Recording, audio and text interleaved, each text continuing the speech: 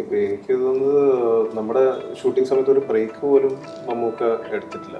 ഒരൊറ്റ ഒരു പോയിന്റിൽ അർജന്റ് ആയിട്ട് പേഴ്സണൽ ഇതിന് എനിക്കൊരു സിസ്റ്ററിന്റെ ഒരു ഞാൻ വിചാരിച്ചു കുറച്ച് ദിവസം നമ്മൾ ഷൂട്ട് ബ്രേക്ക് ചെയ്യുന്നത് Mammukka was there the next day. ഇത് ഈ ഒരു ലുക്കിൽ മമ്മൂക്കയെ കാണാൻ നമ്മളെല്ലാരും പെർഫോമൻസ് അത് ഫസ്റ്റ് തൊട്ടേ അറിയായിരുന്നു. ഇങ്ങനെ ഒരു ലുക്കിൽ മമ്മൂക്ക വന്നാൽ നമുക്ക് മേ ബി ഒരു അത് നമുക്കത് വളരെ ജെന്യൂൻ ആയിട്ട് അതിനുള്ള എഫേർട്ട് നമുക്ക് ഇട്ടു. നമുക്ക് ആ പല്ല് മാറ്റാം, പല്ല് ഇങ്ങനെ വെക്കാം, താടി വളർത്താം, നമുക്ക് ഇങ്ങനെ ഷെയ്ഡ്സ് കൊടുക്കാം, സ്പോട്സ് വെക്കാം.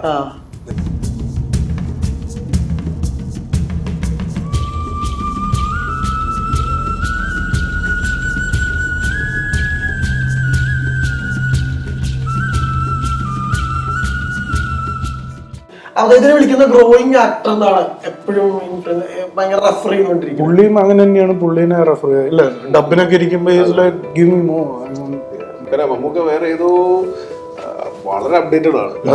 മമ്മൂക്ക എക്സൈറ്റ് ചെയ്യിപ്പിക്കാന്ന് പറഞ്ഞു കഴിഞ്ഞാല് അതൊരു ചില്ലറ പണിയാണ്. അച്ഛൻ ഇങ്ങനൊരു ആഗ്രഹം പറഞ്ഞു. കാരണം വെച്ചാൽ അച്ഛൻ ഒരു ടൈപ്പ് കാസ്റ്റ് ആയി പോയി. കാരണം അച്ഛന് ആഗ്രഹം ഉണ്ടായി വേറെ ക്യാരക്ടേഴ്സ് ചെയ്യാൻ. എല്ലാരും നനഞ്ഞിട്ടാണ് ഒരുപാട് സീക്വൻസ് എടുത്തിരിക്കുന്നത്. ചളിയും പിന്നെ എന്റെ ഇടയിൽ കൂടെ പാമ്പ്. രാവിലെ നന്നായി വരയ്ക്കുന്ന ഒരാളാണ്. സ്റ്റോറി ബോർഡ് ചെയ്തിട്ടുണ്ട്. നമുക്ക് വെച്ച് ഇനിയും ഒരു സിനിമ മനസ്സിൽ ആലോചനയിലുണ്ടോ? അതെ, തിരിച്ചെത്തട്ടെ ഇവിടെ. ടേക്ക് ഓഫിൽ ഇങ്ങനെ നിൽക്കുക. Welcome to our show untold with Ajin. ഇന്ന് നമ്മുടെ കൂടെ കുറച്ച് അൺടോൾഡ് സ്റ്റോറീസ് പറയാനുള്ളത് ദ ഹോൾ ടീം ഓഫ് ബ്രഹ്മയുഗാണ്. സോ ലെറ്റ് മീ വെൽക്കം രാഹുലുണ്ട്, സിദ്ധാർത്ഥേട്ടനുണ്ട്, JD ഉണ്ട്, സൗണ്ട് ഡിസൈനർ അർജുൻ അശോകൻ. ഈ റിലീസിന് മുമ്പുള്ള ഇന്റർവ്യൂസിൽ നിങ്ങൾ ഹെവി സ്പോയിലർ ഫ്രീ ഉള്ള അല്ലെങ്കിൽ ഹെവി സ്പോയിലർ സാധ്യതയുള്ള സിനിമയാണ്. നിങ്ങൾ എത്രത്തോളം കോൺഷ്യസ് ആയിരുന്നു ഈ പറഞ്ഞ സ്പോയിലർ ചോദ്യങ്ങളോട്? 100%. നിങ്ങൾ തമ്മിലുള്ള ഒരു കമ്മ്യൂണിക്കേഷൻ എങ്ങനെയാ സ്പോയിലർ ഫ്രീ ആയിട്ട് സംസാരിക്കാൻ? എല്ലാരും വരും, ഒന്നും പറയരുതെന്ന് എന്നാ പോയിരിക്കാതോ. ഇപ്പൊ ഈ മമ്മൂക്കയുടെ ഒരു തിയറി ഉണ്ട്. അതായത് ഫസ്റ്റ് പടം ചെയ്യുമ്പോൾ അല്ലെങ്കിൽ സമയോട് പറഞ്ഞിട്ടുള്ള കാര്യമുണ്ട്. അതായത് ഓടാത്ത നല്ല സിനിമ ആവശ്യമില്ല, ഓടുന്ന മോശം സിനിമ ആവശ്യമില്ല, ഓടുന്ന നല്ല സിനിമയാണ് വേണ്ടത്. അദ്ദേഹത്തിന്റെ ലൈഫിൽ ഉടനീളം ഭയങ്കരമായിട്ടുള്ള ഐ ഓപ്പണർ ആയിട്ടുള്ള ഒരു ഡയലോഗ് ആയിരുന്നു ഇത്. ഉടനീളം ഭയങ്കര മോട്ടിവേഷണൽ ആയിട്ട് അത് ഇപ്പോഴും കൊണ്ടു നടക്കുന്ന ഡയലോഗ്. ബ്രഹ്മയുഗം ഈ പറഞ്ഞ പോലെ ഒരു നീഷ് ഓഡിയൻസ് അല്ല ബ്രഹ്മയുഗം കാണാൻ തിയേറ്ററിലേക്ക് വരുന്നത്. വലിയ രീതിയിലുള്ള ഒരു റഷ് തിയേറ്ററിലേക്ക് എത്തുന്നുണ്ട്. അത് എത്രത്തോളം ഹാപ്പിനെസ് ഉണ്ടാക്കുന്നുണ്ട്? അല്ലെങ്കിൽ നമുക്കിടെ നിന്ന് പഠിച്ചിട്ടുള്ള ഒരു കാര്യം എന്താണ് ഇങ്ങനത്തെ പോലെ? ഭയങ്കര ഹാപ്പി അല്ലേ അത് ഓഡിയൻസിന് ഈ ഒരു ടൈമിൽ നമ്മൾ ഇങ്ങനെ ബ്ലാക്ക് ആൻഡ് വൈറ്റ് ഒക്കെ കാണിച്ച് ഓഡിയൻസ് നീഷ് അല്ലാതെ എല്ലാവരുടെയും ഒരുപാട് ഫാമിലി ക്രൗഡൊക്കെ ഇപ്പൊ കയറുന്നതാണ് ഭയങ്കര. പക്ഷെ ഭയങ്കര ഹാപ്പിയാണ് നമ്മള് പൊതുവെ. ഞാൻ ആദ്യമായിട്ടോ ബുക്ക് മൈ ഷോയിൽ ഒരു ഡയറക്ടറിന്റെ ഫോട്ടോ ബ്ലാക്ക് ആൻഡ് വൈറ്റ് ആയിട്ടാണ് കാണുന്നത്. അത്രയ്ക്ക് ഇഷ്ടമാണ് ശരിക്കും ബ്ലാക്ക് ആൻഡ് വൈറ്റ്. ഈ റെഡ് റെയിനിലും ടൈറ്റിൽ കാർഡ് ബ്ലാക്ക് ആൻഡ് വൈറ്റിലായിരുന്നു. എനിക്ക് ഓർമ്മയില്ല എന്താ ഒരു അഫെക്ഷൻ ബ്ലാക്ക് ആൻഡ് വൈറ്റിനോടുള്ളൊരു? അല്ല, ആ ഫോർമാറ്റ് എനിക്ക് ഭയങ്കര ഇഷ്ടമാണ്. ഒരുപാട് ഫിലിംസ് ബ്ലാക്ക് ആൻഡ് വൈറ്റ് കണ്ടിട്ടുണ്ട്. ഒരുപാട് ഫിലിം റെഫറൻസ് മേജർ സെലിബ്രേറ്റഡ് ഡയറക്ടേഴ്സിന്റെ തുടക്കകാലം ഒക്കെ ബ്ലാക്ക് ആൻഡ് വൈറ്റ് ഫിലിംസ് ആയിരുന്നല്ലോ. അപ്പൊ എന്തെങ്കിലും ഒരു ഓപ്പർച്യൂണിറ്റി കിട്ടുകയാണെങ്കിൽ ബ്ലാക്ക് ആൻഡ് വൈറ്റ് ഒരു ഫിലിം എടുക്കണം എന്നൊരു ആഗ്രഹം ഉണ്ടായിരുന്നു. അതിന് പറ്റിയൊരു സിനിമാറ്റോഗ്രാഫറിനെ കിട്ടണം. സിനിമാറ്റോഗ്രാഫറും ഷഹനാസ് ജലാലാണ് DOP. അപ്പോൾ പുള്ളിയുടെയും വലിയൊരു ആഗ്രഹമായിരുന്നു എന്തെങ്കിലും ഒരു ബ്ലാക്ക് ആൻഡ് വൈറ്റ് ചെയ്യണം എന്നുള്ളത്. അങ്ങനെ ഞങ്ങൾ രണ്ടുപേരും കൂടെ ചേർന്ന രണ്ടാമത്തെ ഫിലിമാണത്. പിന്നെ ഇതെല്ലാം സപ്പോർട്ട് ചെയ്യാൻ ഒരു മേജർ ഒരു പ്രൊഡക്ഷൻ ഹൗസ് ഒരു സപ്പോർട്ട് വേണം. അങ്ങനെ അവരുടെ പിച്ച് ചെയ്തപ്പോഴും അവർക്കും ഭയങ്കര എക്സൈറ്റ്മെന്റ് ആയിരുന്നു. അപ്പൊ അതെല്ലാം കൂടെ ഫോമായി വന്നപ്പോൾ ബ്ലാക്ക് ആൻഡ് വൈറ്റ് ആ ഒരു എനർജി ഇപ്പോഴും ഇന്നും ഉണ്ട്. ബ്ലാക്ക് ആൻഡ് വൈറ്റ് ഇപ്പൊ ഇതേ ബഡ്ജറ്റും ഇതേ ആർട്ടിസ്റ്റ് തന്നാ വീണ്ടും ഞാൻ ബ്ലാക്ക് ആൻഡ് വൈറ്റിൽ തന്നെ ചെയ്യുള്ളൂ. എനിക്ക് കളറിലേക്ക് ചെയ്യാൻ പറ്റില്ല. അതെ, തിയേറ്ററിൽ നിന്ന് ഇറങ്ങിയിട്ട് ഒരാൾ ചോദിച്ചില്ലേ കുറച്ച് ഓഡിയൻസിനെ കളറിൽ കാണണം, അങ്ങനെ ഇറക്കാൻ താല്പര്യമുള്ളൂ എന്ന് ചോദിച്ചപ്പോ സ്ട്രിക്ട്ലി നോ എന്ന് പറഞ്ഞിട്ടില്ലായിരുന്നു. അതെ, എനിക്കത് കാണാൻ പറ്റില്ല. കളറിൽ ഒരിക്കലും കാണാൻ പറ്റില്ല. ഫസ്റ്റ് നറേഷൻ എങ്ങനെയായിരുന്നു മമ്മൂക്കായിട്ടുള്ള? മമ്മൂക്കായിട്ട് ഞാൻ 20-30 മിനിറ്റ്സിലെ മറ്റാണ് കഥ പറഞ്ഞത്. ഞാൻ അതിന്റെ ഒരു എസെൻസ് മാത്രമാണ് പറഞ്ഞത്. അപ്പോ അത് കേട്ട ഉടനെ ഞാൻ നമുക്ക് ഹാപ്പിയായി. ഒന്ന് രണ്ട് ഡൗട്ട്സ് ആണ് ചോദിച്ചത്. ചോദിച്ചപ്പോൾ അതെനിക്ക് ആൻസർ ചെയ്യാൻ പറ്റി. പിന്നെ മമ്മൂക്ക പറഞ്ഞത് നമുക്ക് ഒരു തറോ റീഡിങ്ങിൽ ഇരിക്കാന്ന് പറഞ്ഞു. പിന്നെ നിയർലി എനിക്ക് തോന്നുന്നു ഒരു 1 month 1.5 months കഴിഞ്ഞാണ് വീണ്ടും ഒരു സ്ക്രിപ്റ്റ് റീഡിങ് സെഷനിലിരിക്കും. അങ്ങനെ ഒരു 2-3 തവണ റീഡിങ് സെഷനിലിരുന്നു. ഫസ്റ്റ് ഡ്രാഫ്റ്റ് സ്റ്റോറി എഴുതുമ്പോ തന്നെ ഉണ്ടായിരുന്നു. ഞാൻ എഴുതുന്നത് ആക്ച്വലി ഇംഗ്ലീഷിലാണ്. എന്റെ കഥ ഇംഗ്ലീഷിലാണ് എഴുതാറുള്ളത്. ഇംഗ്ലീഷിൽ എഴുതി പിന്നെ അത് മംഗ്ലീഷിലേക്ക് ഞാൻ തന്നെ ആക്കും. പിന്നെ ഒരു പോയിന്റ് എത്തുമ്പോഴാണ് എനിക്കൊരു 4th or 5th ഡ്രാഫ്റ്റ് എത്തുമ്പോഴാണ് എനിക്കൊരു റൈറ്ററുടെ ആവശ്യം കൂടെ ഉണ്ടെങ്കിൽ ഈ പീരിയഡ് സെറ്റിംഗ് ആയതുകൊണ്ട് ടി.ഡി. സാറെ പോലെ ഒരു അത് ആ ഒരു സെറ്റിങ്ങും സ്പേസും ആ ഒരു കാലഘട്ടം അറിയുന്ന ഒരു റൈറ്റർ ഉണ്ടെങ്കിൽ ഭയങ്കരമായിട്ട് ഹെൽപ്ഫുൾ ആവും തോന്നി. അങ്ങനെ എൻ്റെ കംപ്ലീറ്റ് സ്ട്രക്ചർ ആയതിനു ശേഷം എൻ്റെ ഒരു ഇനീഷ്യൽ ഫോർമാറ്റ്സ് ആയതിനു ശേഷമാണ് ടി.ഡി. സാറായിട്ട് മീറ്റ് ചെയ്തത്. പിന്നെ ഞങ്ങൾ പിന്നെ ഇരുന്നൊരു 2-3 മാസം ഇരുന്നത്. അതിരുന്ന് വീണ്ടും അത് എങ്ങനെ മിനുക്കിയെടുത്തു. അർജുൻ ലൈഫിലുടനീളം മമ്മൂക്ക മൂവ്മെന്റ്സ് ഉള്ള ആളാണല്ലോ.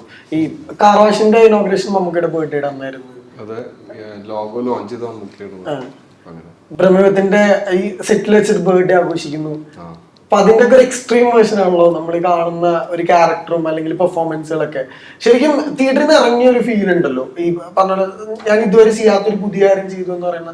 അപ്പൊ ഓരോ സിനിമയും ഓരോ ലേണിംഗ് ആണെന്ന് പറയുമ്പോൾ ഇതിൽ നിന്നുള്ള ലേണിങ്ങിനെക്കാളും കൂടുതൽ മുമ്പോട്ടുള്ള ഒരു ആക്ടിങ് കരിയറിന് എന്തൊക്കെ ചേഞ്ചസ് വരുത്താനുള്ള ഒരു മോട്ടിവേഷൻ ആയിട്ടുണ്ട് പ്രമേഹമല്ല. നമ്മളിപ്പോ സിനിമ പറവ തൊട്ട് ഓരോ ക്യാരക്ടേഴ്സ് ഡിഫറൻസ് ചെയ്യണമെന്ന് ആദ്യമേ അച്ഛൻ ഇങ്ങനെ ഒരു ആഗ്രഹം പറഞ്ഞു. കാരണം വെച്ചാൽ അച്ഛൻ ഒരു ടൈപ്പ് കാസ്റ്റ് ആയി പോയി. കാരണം അച്ഛന് ആഗ്രഹം ഉണ്ടായി വേറെ ക്യാരക്ടേഴ്സ് ചെയ്യാൻ. പിന്നെ കുറെ വർഷത്തിന് ശേഷമൊക്കെയാണ് പിന്നെ ആ കാലഘട്ടം ഇപ്പോൾ ഷൂട്ടിങ് ചെയ്യുമ്പോൾ ചിലപ്പോൾ ഒരു കോമഡിയിലാണെങ്കിൽ back to back comedy roles തന്നെ ചെയ്തുകൊണ്ടിരിക്കുന്ന ഒരു കാലഘട്ടമായിരുന്നു അതൊക്കെ. പക്ഷെ ഇപ്പോൾ എനിക്കും ആഗ്രഹം ഉണ്ടായി, അച്ഛനും ആഗ്രഹം ഉണ്ടായി. പിന്നെ ഞാൻ മാക്സിമം ട്രൈ ചെയ്തിട്ടുണ്ടായി. ഇപ്പോൾ ഒരു ക്യാരക്ടർ പറവ കഴിഞ്ഞിട്ട് ചെയ്ത മന്ദാരം ബിടെക് മാറി മാറി ചെയ്തു. പിന്നെ വരത്തൻ ഇങ്ങനെ ഒരു ഓപ്പർച്യൂണിറ്റി കിട്ടിയപ്പോൾ ചാടിക്കറി ചെയ്ത്. പിന്നെ ജാനമൻ ആയാലും സൂപ്പർ ശരണ്യ പിന്നെ അജഗജാന്തര ആയാലും എല്ലാം ഡിഫറെന്റ് ആയിട്ട് ചെയ്യാൻ ശ്രമിച്ചിട്ടുണ്ട്. അപ്പൊ അതേപോലെ കീപ്പ് ചെയ്ത് പോകണമെന്ന് പറയുമ്പോൾ ഭാഗ്യത്തിന് വന്നൊരു സിനിമയാണ് ഭ്രമയുഗം. അപ്പൊ ഭ്രമയുഗത്തില് ഡിഫറെന്റ് ആണ് എന്ന് പറഞ്ഞപ്പോൾ മാക്സിമം അതിന് ഔട്ട് കൊടുക്കാൻ നോക്കിയിട്ടുണ്ട്. അതന്നെയാണ് നേച്ചറായിട്ട്. ഇപ്പൊ സിദ്ധാർത്ഥന്റെ ലൈഫില് ഒരുപാട് കമന്റുകൾ കണ്ട് ശ്രദ്ധിച്ചിട്ടുണ്ട് ഈ സോഷ്യൽ മീഡിയ പോസ്റ്റുകളൊക്കെ. എന്താ ഫസ്റ്റ് ഫീൽ ചെയ്തിട്ടുള്ളത്? സന്തോഷം, അല്ലാതെ എന്താ വിഷമം തോന്നുന്നില്ല. അല്ല ഞാൻ കമന്റ് ഇങ്ങനെ വായിച്ചാണ്. അതായത് ആസ് എ ഫിലിം മേക്കർ നോക്കുകയാണെങ്കിൽ അച്ഛന്റെ വർക്കിനോട് ഭയങ്കര നീതി പുലർത്തുന്ന ഒരു മേക്കറാണ്. അമ്മയുടെ പെർഫോമൻസിനോടും ഭയങ്കര അധികം ജസ്റ്റിഫൈ ചെയ്യുന്ന ഒരു ആക്ടിംഗ് പെർഫോമൻസ് ഉണ്ട്. ആ കമന്റ് ഭയങ്കരമായിട്ട് സ്ട്രൈക്ക് ചെയ്തു. ശരിക്കും എങ്ങനെയാ ആ ഒരു പ്രോസസ്സ് പ്രമേഹത്തിന്റെ റെസ്പോൺസ് ഒക്കെ കിട്ടി കഴിയുമ്പോൾ ഫീൽ ചെയ്യാം? പറഞ്ഞല്ലോ സന്തോഷമുണ്ട്, ഭയങ്കര ഹാപ്പിയാണ്. അതങ്ങനെ ചെയ്യാൻ പറ്റി എന്ന് പറയുന്നതിൽ ഭയങ്കര സന്തോഷമുണ്ട്. He's very instrumental in that. Rahul അതിലേക്ക് എത്തിച്ചതിൽ. സോ നന്ദിയും സന്തോഷവും കടപ്പാടും. വേറെ എന്തെങ്കിലും കൂടെ ആഡ് ചെയ്യണോ? അല്ല ഈ രാഹുൽ മാക്കിംഗ് എന്നാണ് യഥാർത്ഥത്തിലാണ്. അല്ല ഈ നമ്മൾ ചെയ്യുന്ന പണ്ടത്തെ പോസ്റ്റുകളും കാര്യങ്ങളൊക്കെ കാണുമ്പോൾ ഒരു ഭയങ്കര എക്സെൻട്രിസിറ്റി ഉണ്ട്. പുതുതായിട്ട് എന്തെങ്കിലും അപ്രോച്ച് പണ്ടേ പോസ്റ്റുകൾ നടക്കാൻ ഭയങ്കര എവിഡന്റ്. അത് സിനിമയിൽ ഭയങ്കരമായിട്ടുള്ള കാണുന്നുണ്ട്. ശരിക്കും എങ്ങനെയാ ഒരു ഇത്രയും വർഷത്തെ ഒരു ഗ്രോത്ത് ഉണ്ടല്ലോ. ഈ 2013 റെഡ് ടീം വരുന്നത്, ഇപ്പൊ 2024 ഇപ്പൊ പ്രമേഹം വരുന്നു. 10 years ജേർണി ശരിക്കും എങ്ങനെയാ?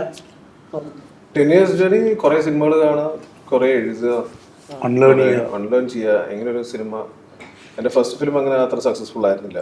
അപ്പൊ അത് ഒരു സിനിമ എങ്ങനെ സക്സസ്ഫുൾ ആക്കാം, ഒരു ഓപ്പർച്യൂണിറ്റി കിട്ടിക്കഴിഞ്ഞാൽ അത് എങ്ങനെ ഒരു ആക്ടർക്ക് പിച്ച് ചെയ്യാം, കൊമേഴ്ഷ്യലി എങ്ങനെ സക്സസ്ഫുൾ ആക്കാം എന്നുള്ള ഇന്റൻഷനിൽ തന്നെ നമ്മൾ ആ ലേണിംഗ് ഇതൊരു നെവർ എൻഡിങ് പ്രോസസ് ആണല്ലോ. അപ്പൊ ആ ഒരു സ്പേസിലായിരുന്നു ഞാനൊരു 7-8 കൊല്ലം.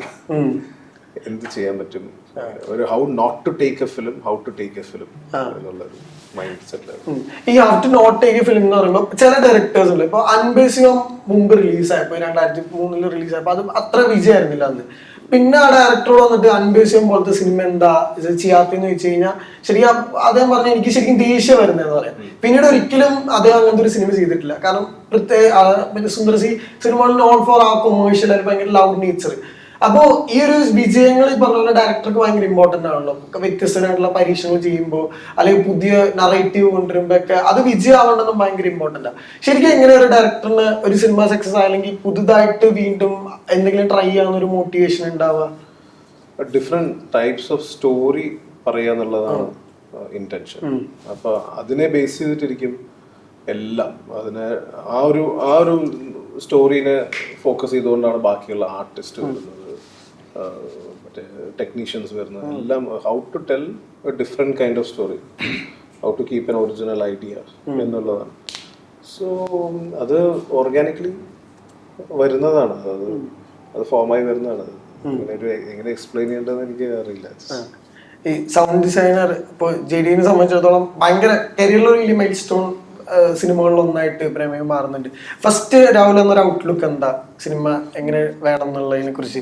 ഇല്ല, രാഹുലിനെ എനിക്ക് തോന്നുന്നു കഴിഞ്ഞൊരു ജൂണൊക്കെ ആയിട്ട് പുള്ളി ആദ്യമായിട്ട് മീറ്റ് ചെയ്തു. ഞാനിപ്പോൾ പ്രോജക്റ്റിലേക്ക് വരുന്നത് എൻ്റെ ഫ്രണ്ടും എൻ്റെ ക്യാമറമാനെ ഷഹനാദ് വഴിയാണ്.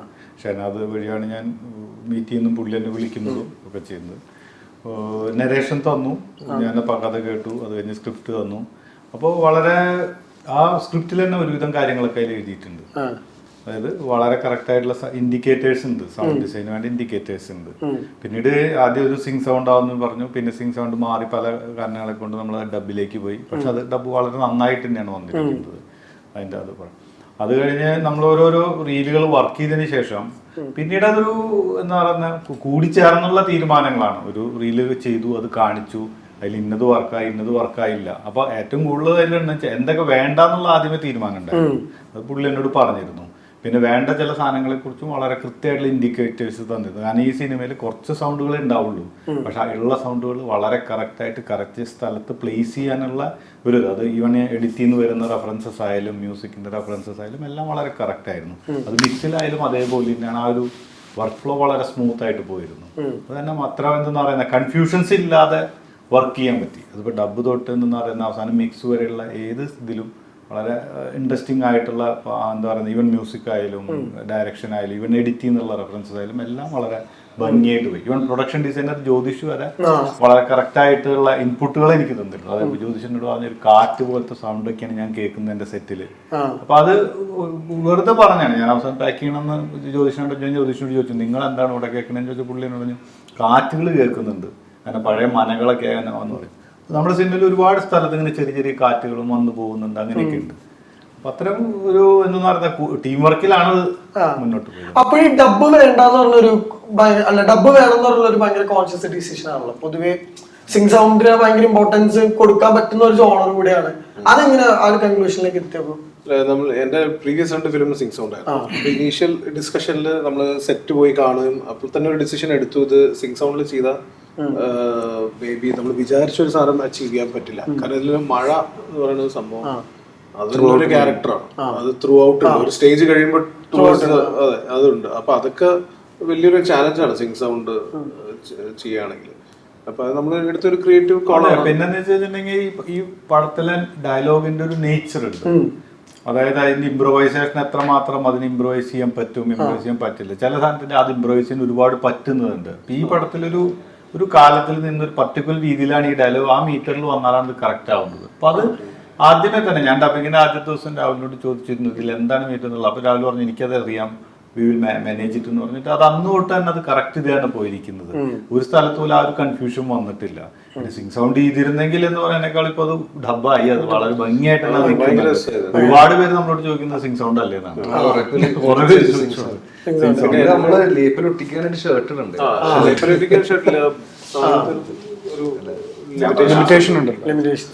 ഇപ്പൊ ഈ പറഞ്ഞ ഭയങ്കര ഗ്രീഡിന്റെ ഒരു കഥയാണ് അത് പറയണത്. അതായത് ഭയങ്കര അധികാരം ഭയങ്കരമായിട്ട് എവിഡന്റ് ആയിട്ട് എല്ലാ സ്ഥലത്തുമായ പ്രകടമാണ് ഇതിനകത്ത്. ഫസ്റ്റ് ഈ സിനിമ കാണിക്കുന്ന തൊട്ട് ഭയങ്കരമായിട്ടുള്ള അധികാരമോഹം ഈ പറഞ്ഞ ക്യാരക്ടേഴ്സിന് എല്ലാവർക്കും ഉണ്ട്. ശരിക്കും അധികാരം റിലേറ്റ് ചെയ്തിട്ട് ഒരുപാട് സിനിമകൾ വന്നിട്ടുണ്ടെങ്കിലും ഇതിന്റെ ഒരു നറേറ്റീവ് ആണ് ശരിക്കും ഏറ്റവും കൂടുതൽ ഇതിനെ ഭയങ്കര സ്പെഷ്യൽ ആക്കുന്നത്. ഈ പറഞ്ഞ ക്യാരക്ടേഴ്സ് ഭയങ്കര മിനിമൽ ക്യാരക്ടേഴ്സ് എത്രത്തോളം കോംപ്ലക്സ് ആയിട്ട് പറയാൻ പറ്റും അതൊക്കെ. ശരിക്കും നിങ്ങളെ ഫസ്റ്റ് ഈ പറഞ്ഞ സ്ക്രിപ്റ്റ് റീഡിങ്ങിലൊക്കെ നിങ്ങൾക്ക് ഉള്ള കൺഫ്യൂഷൻസ് ഒക്കെ ഉണ്ടായിരുന്നു പ്രധാനമായിട്ടും? ക്യാരക്ടറിനെ എങ്ങനെ പ്ലേ ചെയ്യണ്ടേ എന്നുള്ളത്. ഒരേ ഡയലോഗ് നമുക്ക് പല രീതിയിൽ പറയാമല്ലോ. ഒച്ചത്തിൽ പറയാം, ചില താഴ്മയായി പറയാം, വളരെ താഴ്ത്തി പറയാം, അപ്പോൾ അതിലാണ് നമ്മൾ മനസ്സിലാക്കുന്നത് ഇത് എങ്ങനെയാണ് ഇവിടെ വരേണ്ടതെന്നുള്ളത്. അപ്പോൾ റീഡിങ് സെഷൻസിൽ ആ പിക്ചേഴ്സും സാധനങ്ങളൊക്കെയാണ് നമ്മൾ ഫിക്സ് ചെയ്യണത്. ഡയറക്ടർ ഓക്കെ നമുക്ക് ഇത് മതി ഇങ്ങനെ പോവാം. അപ്പോൾ അത് that will give you more of an idea, more of an insight into that character. ഇയാൾ ഇങ്ങനെ ആവണമെങ്കിൽ എന്തുകൊണ്ടായിരിക്കും എന്നുള്ളതിൻ്റെ ഒരു സാധനം. അപ്പം അയാളുടെ ഒരു ആറ്റിറ്റ്യൂഡ് കിട്ടും, അയാളുടെ ഒരു നിസ്സംഗത കിട്ടും, ഇൻട്രസ്റ്റഡ് അല്ല അയാളൊന്നൊരു എന്നൊക്കെ ഉള്ളതിൻ്റെ ഒരു സാധനമൊക്കെ നമുക്ക് അത് കിട്ടും. അപ്പോൾ അതൊക്കെ വെച്ചിട്ടൊരു പിടുത്തം. അർജുന തന്നെയായിരുന്നു ബെസ്റ്റ്. ചെയ്ത് അത് ട്യൂൺ ചെയ്ത് നമ്മള് ഇത് ചെയ്യണ്ട, അല്ലെങ്കിൽ ഇത് ചെയ്ത കുറച്ച് ബെറ്റർ ആയിരിക്കും, ഇങ്ങനെ നിന്നാ ഓക്കെ ആയിരിക്കും. അപ്പൊ അങ്ങനെ പറഞ്ഞ് പിന്നെ ഗ്രാജുവലി നമ്മൾ അത് അഡാപ്റ്റ് ചെയ്ത് എല്ലാ സീക്വൻസിലും അത് കൊണ്ടുവരാൻ നോക്കി ലാസ്റ്റ് അത് തന്നെയായി. അതന്നെ. ഇപ്പൊ മമ്മൂക്കയുടെ ഒരു ഇൻഫ്ലുവൻസ് പോയിന്റ് ഉണ്ടല്ലോ, കാരണം പുള്ളി ഇപ്പോഴും ഒരു ക്യാരക്ടറിന് ഒരു ഇൻഫ്ലുവൻസ് ഉണ്ടാവും. പുള്ളിയുടെ മനസ്സിലൊരു ക്യാരക്ടർ എന്തായാലും നമുക്ക് ഫസ്റ്റ് കേൾക്കുമ്പോ. പക്ഷെ പ്രസ് മീറ്റിലും അദ്ദേഹം പറഞ്ഞത് ഇതിനു മുമ്പ് ഇങ്ങനത്തെ ഒരു ക്യാരക്ടർ കണ്ടിട്ടില്ലാത്തതുകൊണ്ട് പുള്ളിക്കൊരു പുതുമ ഉണ്ടായിരുന്നു എന്ന് പറഞ്ഞു. ഈ പുതുമ എത്രത്തോളം രാവിലെ ഒരു പ്രഷർ ഉണ്ടായിട്ടുണ്ടോ? ഈ പ്രഷർ അല്ലേ, മോർ ദാൻ പ്രഷർ, എനിക്ക് എക്സൈറ്റ്മെന്റ് ആയിരുന്നു. ഇത് ഈ ഒരു ലുക്കില് മമ്മൂക്കയെ കാണാൻ ലുക്ക് ആൻഡ് പെർഫോമൻസ് അത് ഫസ്റ്റ് തൊട്ടേ അറിയായിരുന്നു. ഇങ്ങനെ ഒരു ലുക്കിൽ മമ്മൂക്ക വന്ന നമുക്ക് മേ ബി ഒരു എക്സൈറ്റ്മെന്റ് ക്രിയേറ്റ് ചെയ്യാം ഇൻഡസ്ട്രിയിൽ എന്നുള്ളൊരു തോട്ട് ആദ്യം തന്നെ ഉണ്ടായിരുന്നു. അത് മമ്മൂക്ക അക്സെപ്റ്റ് ചെയ്തു എന്നുള്ളതാണ് വലിയൊരു ബ്ലെസ്സിങ്. അത് മമ്മൂക്ക അത് വളരെ ജെന്യുവൻ ആയിട്ട് അതിനുള്ള എഫേർട്ട് മമ്മൂക്ക ഇട്ടു. നമുക്ക് ആ പല്ല് മാറ്റാം, പല്ല് ഇങ്ങനെ വെക്കാം, താടി വളർത്താം, നമുക്ക് ഇങ്ങനെ ഷെയ്ഡ്സ് കൊടുക്കാം, ഈ സ്പോട്സ് വെക്കാം, ഇതൊക്കെയുള്ളത് അതൊക്കെ അദ്ദേഹം അത് അക്സെപ്റ്റ് ചെയ്തതാണ് എന്റെ വലിയൊരു ബ്ലെസ്സിംഗ് ആയിട്ട് ഞാൻ ഇപ്പോഴും ട്വിറ്ററിലൊക്കെ നമ്മൾ എടുത്താലും എന്താ പറയണ, it's one of the rarest super star മമ്മൂക്കേനെ അഭിസംബോധന ചെയ്യുന്ന എല്ലാവരും. ഇപ്പൊ പ്രമേയം കണ്ടിട്ട് ഭയങ്കര, കാരണം ഒരു സൂപ്പർ സ്റ്റാറും ചെയ്യാൻ പാടില്ലാത്തൊരു സോണുകൾ ഉണ്ടല്ലോ. കൺവെൻഷൻ സൂപ്പർ സ്റ്റാറിന്റെ എല്ലാ തിയറികളും ബ്രേക്ക് ചെയ്തുകൊണ്ട് അദ്ദേഹത്തിനെ വിളിക്കുന്ന ഗ്രോയിങ് ആക്ടർ എന്നാണ് എപ്പോഴും ഭയങ്കര റെഫർ ചെയ്തുകൊണ്ടിരിക്കുന്നത്. പുള്ളിയും അങ്ങനെ തന്നെയാണ് പുള്ളിനെ റെഫർ ചെയ്യുക. ഇല്ല ഡബിനൊക്കെ ഇരിക്കുമ്പോ എനിക്ക് ഇപ്പോഴും ആ ആക്ടിങ് സാർ എന്തൊക്കെയാണ് പുള്ളി പറഞ്ഞുകൊണ്ടിരിക്കുന്നത്. എനിക്ക് തോന്നുന്നത് നമ്മുടെ ഷൂട്ടിംഗ് സമയത്ത് ഒരു ബ്രേക്ക് പോലും മമ്മൂക്ക എടുത്തിട്ടില്ല. എന്തോ ഒരൊറ്റ ഒരു പോയിന്റിൽ അർജന്റ് ആയിട്ട് പേഴ്സണൽ ഇതിന് എനിക്കൊരു സിസ്റ്ററിന്റെ ഒരു ട്രാജഡി ഉണ്ടാവുകയും ഞാൻ വിചാരിച്ചു കുറച്ച് ദിവസം നമ്മൾ ഷൂട്ട് ബ്രേക്ക് ചെയ്യുന്നുണ്ട്. But Mammukka was there the next day. ഇത്രയും പേര് വർക്ക് ചെയ്യുന്നുണ്ട്, ഇത്രയും എഫേർട്ട്, ഒരുപാട് ആൾക്കാരുടെ എഫേർട്ട് ഉണ്ട്. അപ്പൊ അതൊക്കെ വിറ്റ്നസ് ചെയ്യാന്ന് പറഞ്ഞാൽ വലിയൊരു ഭാഗ്യമല്ലേ. സിദ്ധാർത്ഥ വെസ്റ്റ് മമ്മൂക്കനെ കാണുന്നത് എത്ര വർഷം മുമ്പായിരിക്കും? കുറെ വർഷങ്ങൾക്ക് മുമ്പ്. ഐഡിയ ഓർമ്മയുണ്ട് ശരിക്കും? ഫസ്റ്റ് അമരത്തിന്റെ സെറ്റ് മിണ്ടി പറഞ്ഞ ജസ്റ്റ് ഇങ്ങനെ അന്ന് മിണ്ടിയതും പറഞ്ഞതൊന്നും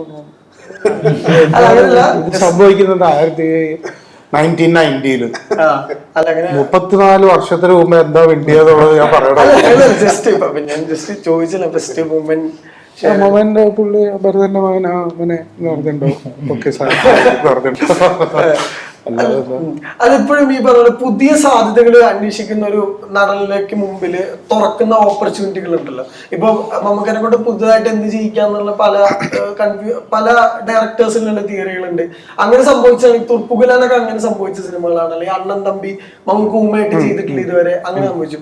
അപ്പോഴും ഒരു ഡയറക്ടർ പെർസെപ്ഷനിൽ നിന്ന് മമ്മൂക്കയ്ക്ക് വേണ്ടി ഒരു എഴുതുമ്പോഴത്തേക്കും, കാരണം ഓരോ ദിവസം പുതിയതായിട്ട് കാര്യങ്ങൾ ചെയ്യുന്ന ആൾക്ക് എത്രത്തോളം നമ്മൾ അപ്ഡേറ്റഡ് ആയിരിക്കണം അദ്ദേഹത്തിന് വേണ്ടി മനസ്സിൽ കഥ വെക്കണമെങ്കിൽ എത്രത്തോളം സൂപ്പർ അപ്ഡേറ്റഡ് ആയിരിക്കും. മമ്മൂക്ക വേറെ ഏതോ വളരെ അപ്ഡേറ്റഡ് ആണ്. മമ്മൂക്ക എക്സൈറ്റ് ചെയ്യിപ്പിക്കാന്ന് പറഞ്ഞു കഴിഞ്ഞാല് അതൊരു ചില്ലറ പണിയല്ല. നമ്മൾ എന്ത് റെഫറൻസ് പോയിന്റ് പറഞ്ഞാലും പുള്ളി പറയാ ഇതിൽ കണ്ടിട്ടുണ്ട്. സൂപ്പർ അപ്ഡേറ്റഡ് ആണ് മമ്മൂക്ക.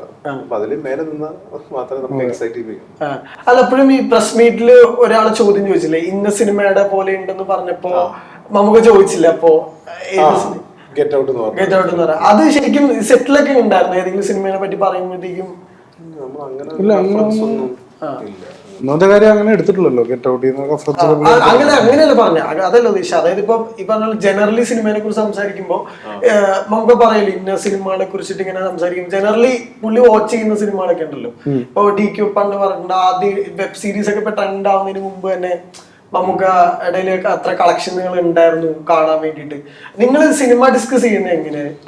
സിനിമ ഡിസ്കസ് മമ്മൂക്കടെ തന്നെ നമ്മൾ കുറെ സിറ്റുവേഷൻസ് ചോദിക്കും, മമ്മൂക്കടെ തന്നെ കുറെ ഫിലിമിന്റെ എക്സ്പീരിയൻസ് ചോദിക്കും. നമ്മൾ ഈ സിനിമയില് നമുക്ക് എങ്ങനെ ചെയ്ത ആ സിനിമയിൽ അത് തന്നെ കുറെ അത് ചോദിക്കാൻ തന്നെ ഉണ്ട് ഒരുപാട് 400 ഇതന്നെ എല്ലാരെയും പോലെ നമുക്കും ഒരുപാട് ഡൗട്ട്സ് ഉണ്ടാവും. ഇത് എങ്ങനെ ചെയ്ത, ഇത് എങ്ങനെ പെർഫോം ചെയ്ത് എന്നൊക്കെ ചോദിച്ചു തന്നെ നമ്മള് കുറെ ടൈം പണ്ട് ചെയ്തൊരു സിനിമ നമ്മളെ പഠിപ്പൂരിൽ നിന്ന് കാണിച്ചു തന്നായിരുന്നു.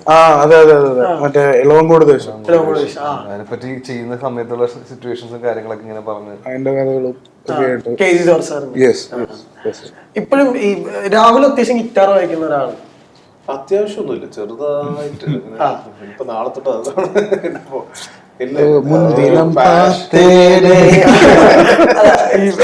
വായിക്കുന്ന കുറച്ചെങ്കിലും മ്യൂസിക് സെൻസ് ഉള്ള ആൾക്കാണ് നല്ല രീതിയിൽ സിനിമകളില് മ്യൂസിക് ക്രാഫ്റ്റ് ചെയ്യാൻ പറ്റുള്ളൂ. ശരിക്കും എങ്ങനെയാ മ്യൂസിക്കും ആർട്ടും ഏറ്റവും കൂടുതൽ ചർച്ച ചെയ്യുന്ന 2 ഡിപ്പാർട്ട്മെന്റുകളാണ് റിലീസിന് ശേഷം? രാഹുൽ നന്നായി വരയ്ക്കുന്ന ഒരാളാണ്, സ്റ്റോറി ബോർഡ് ചെയ്തിട്ടുണ്ട്.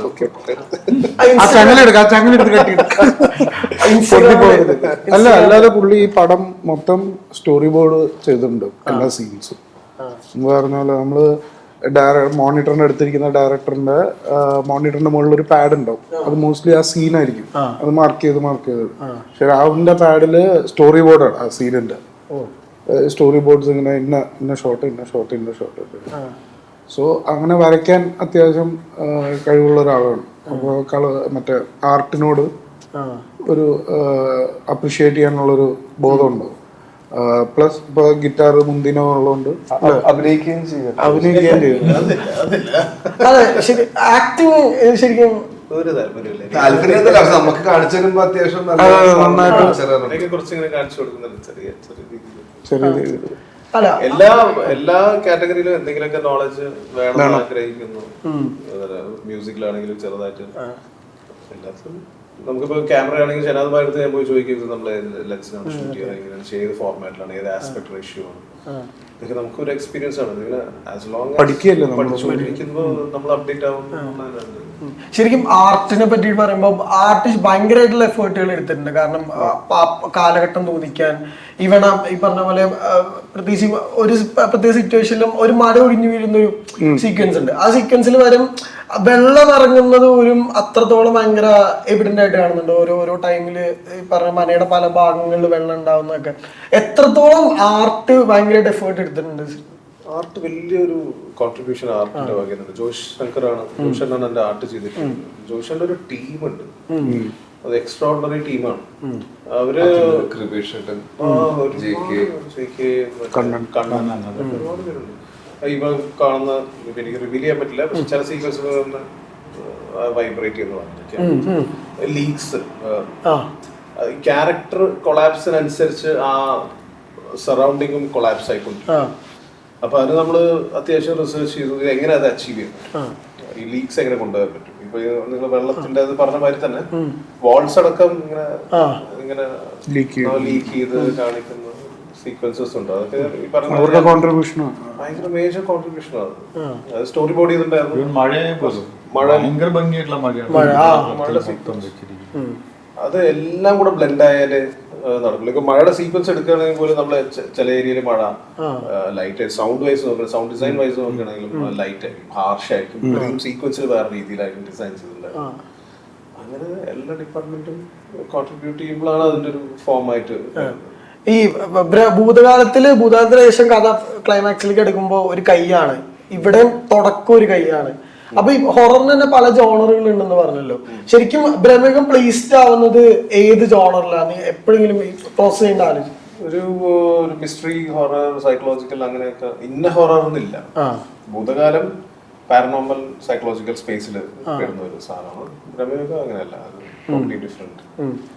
ഇപ്പൊ ഏത് സീനിലായിരിക്കും കുറച്ചുകൂടെ ഏറ്റവും ഡിഫിക്കൽട്ടായിട്ട് തോന്നിയിട്ടുള്ളത്? മീൻസ് ഷൂട്ട് ചെയ്യാനൊക്കെ? ഷൂട്ട് ചെയ്യാൻ മഴയുടെ സീക്വൻസ് നമുക്ക് ഭയങ്കര അത് എല്ലാം ക്യാമറമാനൊക്കെ ഫുള്ളുള്ളു മഴയും കുത്തി അത് ഇരുന്നിട്ടാണ് ഷൂട്ട് ചെയ്തത്. കംപ്ലീറ്റ് നനയാണ് നമ്മളെല്ലാവരും. എന്റെ ADസിലൊക്കെ ബിഹൈൻഡ് ദ സീൻസ് സ്റ്റിൽസ് കണ്ടു കഴിഞ്ഞാല് എല്ലാരും നനഞ്ഞിട്ടാണ് ഒരുപാട് സീക്വൻസ് എടുത്തിരിക്കുന്നത്. ചളിയും പിന്നെ എന്റെ ഇടയിൽ കൂടെ പാമ്പ് ഫുൾ കാർഡ് പിടിപ്പിക്കുക നമ്മൾ ചെയ്തത്. സീക്വൻസ് നിങ്ങൾ കാണുന്നത് സെറ്റ് കംപ്ലീറ്റ് ഡിസൈൻ ചെയ്ത് അതിനെ സെറ്റപ്പ് ചെയ്താണ് ചോദിച്ചത്. Literally A forest. അതിൻ്റെ ഉള്ളിൽ കൂടെ ആരെന്ത് പോയാലും it's very accidental. I mean very dangerous. അപ്പൊ മഴ, പാമ്പ്, അത് ഇതൊക്കെ ഡേഞ്ചറസ് സിറ്റുവേഷൻ ടു ഷൂട്ട്. പക്ഷെ അപ്പോഴും ഈ ബ്ലാക്ക് ആൻഡ് വൈറ്റ് ശരിക്കും പറഞ്ഞാൽ ഒരേ സമയം നമുക്ക് ഈ പറഞ്ഞ പോലെ നറേറ്റീവിനെ ഹെൽപ്പ് ചെയ്യുന്നുണ്ട്, ഒരേ സമയം വലിയൊരു ലിമിറ്റേഷൻ അല്ലേ ഇപ്പുറത്ത്. കാരണം ഈ പറഞ്ഞ പോലെ പ്രസ് മീറ്റിൽ പറഞ്ഞ പോലെ സ്കൈ ആണെങ്കിൽ പോലും ഗ്രേ സ്കൈ ആണ് ഉണ്ടാവുക, ഐദർ ബ്ലാക്ക് ഓർ വൈറ്റ്, ആ ഒരു ഷെയ്ഡ്സിന്റെ. അപ്പൊ അതെങ്ങനെ ലിമിറ്റേഷൻസ് എങ്ങനെ ഓവർകം ചെയ്യുന്നത്? ലിമിറ്റേഷൻസ് ഇല്ല, അത് എനിക്ക് ബെനിഫിറ്റ് ചെയ്യണം ആക്ച്വലി ചെയ്ത്. പിന്നീട് സ്റ്റോറി ആയതുകൊണ്ട് ഇപ്പോ DOP എടുത്ത് പറയും, ഇപ്പൊ നമുക്ക് കൊടുക്കുന്ന മുണ്ടിന്റെ കളർ വേറെ ഡിഫറെന്റ് ഷെയ്ഡ്സ്. അപ്പൊ അത് നമ്മള് സ്ക്രീനിൽ നിങ്ങൾക്ക് തോന്നുമ്പോൾ അത് വൈറ്റ് ആയിട്ട് കാണും, പക്ഷെ അല്ല, അത് വേറെ ഒരു ടൈപ്പ് ഓഫ് ഷെയ്ഡാണ്. അത് കോസ്റ്റ്യൂം അതിന് മേജർ ഇമ്പോർട്ടൻറ്റ്. അതേ ഷെയ്ഡ് ആയിരിക്കാൻ പറ്റില്ല ബാക്കിലുള്ള ടെക്സ്ചർ. ആ ടെക്സ്ചർ വേറെ ഡിഫറെന്റ് ടൈപ്പ്. അപ്പൊ എല്ലാം ബ്ലാക്ക് ആൻഡ് വൈറ്റിന് വേണ്ടി നമ്മളത് ഡിസൈൻ ചെയ്തു. അല്ലെങ്കിൽ ഈ കാണുന്ന ഒരു സുഖം കിട്ടില്ല എല്ലാത്തിലും. കാഴ്ചക്ക് ഒരു ലൈറ്റിങ്ങിലാണെങ്കിൽ അത് വേണം, അതിന്റെ കോസ്റ്റ്യൂമിലാണെങ്കിൽ അത് വേണം, ടെക്സ്ചർ, ഫ്ലോറ്, എല്ലാത്തിലും അത് ഉണ്ടെങ്കിൽ അതൊരു കംപ്ലീറ്റ് വേറൊരു വിഷ്വൽ ലാംഗ്വേജ് ഫീൽ ചെയ്യും. ഇപ്പൊ ഈ പറഞ്ഞ പോലെ ഭൂതാലം വലിയൊരു ബ്രേക്കായിരുന്നു ആ ജോണറിൽ. ഇനിയും ആ പറഞ്ഞ പോലെ ഒരുപാട് എക്സ്പ്ലോർ ചെയ്യേണ്ട, അല്ലെങ്കിൽ ഓറലെ ഏറ്റവും കൂടുതൽ സാധ്യതകൾ തുറക്കുന്ന ഒരു സിനിമയായിരുന്നു ഇത്. അപ്പോൾ ബ്രഹ്മയുഗം വലിയൊരു തുടക്കമായിട്ട് പലരും കൺസിഡർ ചെയ്യുന്നുണ്ട്. രാവിലെ ഫിലിമോഗ്രഫിയിൽ ഇനിയും ഇത്തരം പുതിയ പുതിയ അപ്രോച്ചുകൾ ഉണ്ടാവട്ടെ എന്ന് ആശംസിക്കുകയാണ്. ഇപ്പോൾ നമുക്ക് വെച്ച് ഇനിയും ഒരു സിനിമ മനസ്സിൽ ആലോചനയിലുണ്ടോ? ഇപ്പൊ he's enjoying the success of enjoy huge success. അത് കഴിഞ്ഞ് അതിന്റെ അതെ തിരിച്ചെത്തട്ടെ ഇവിടെ. അപ്പോ ഈ പറഞ്ഞ പോലെ തന്നെ വലിയൊരു വിജയമാണ് ബ്രഹ്മയുഗം. മേ ബി ഈ പറഞ്ഞ പോലെ എത്ര വർഷം കഴിഞ്ഞാലും ഓർത്തിരിക്കുന്ന വിജയങ്ങൾ ഒന്നായിട്ട് ബ്രഹ്മയുഗം മാറുന്നുണ്ട്. അപ്പോൾ എല്ലാവിധ ആശംസകളും നേരാൻ. Thank you for the time. Thank U.